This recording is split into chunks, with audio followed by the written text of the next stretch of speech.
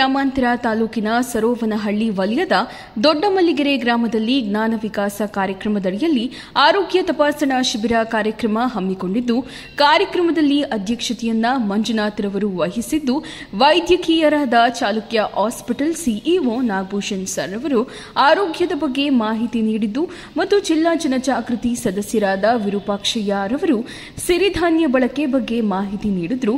ಯೋಜನೆಯ ಬಗ್ಗೆ ಕೃಷಿ ಮೇಲ್ವಿಚಾರಕರ ಬಾಬು ಸರ್ ಅವರು ಮಾಹಿತಿ ನೀಡಿದರು.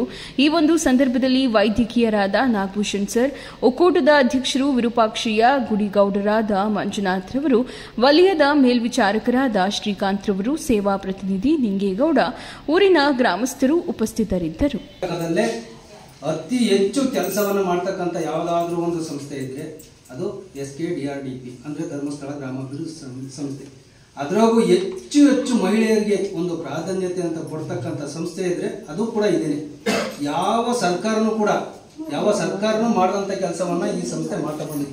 ಇವತ್ತು ನಿಮಗೆ ಆರೋಗ್ಯದಿಂದ ಹಿಡಿದು ಪ್ರತಿಯೊಂದು ಒಂದು ಸಿರಿಧಾನ್ಯಗಳ ಆಹಾರ ಪದ್ಧತಿಗಳು ಕೂಡ ನಿಮಗೆ ಮಾಹಿತಿಯನ್ನು ಕೊಡ್ತಾ ಇದ್ದಾರೆ.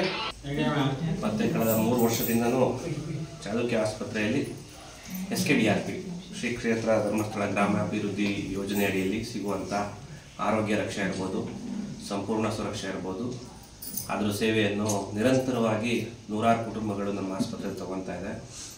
ಒಂದು ಹೆಮ್ಮೆ ವಿಚಾರ ಏನಂದರೆ ಇಡೀ ತುಮಕೂರು ಜಿಲ್ಲೆಯಲ್ಲೇ ಅತಿ ಹೆಚ್ಚು ಕ್ಲೈಮ್ಸ್ ಮಾಡಿದಂಥ ಆಸ್ಪತ್ರೆ ನಮ್ಮದು.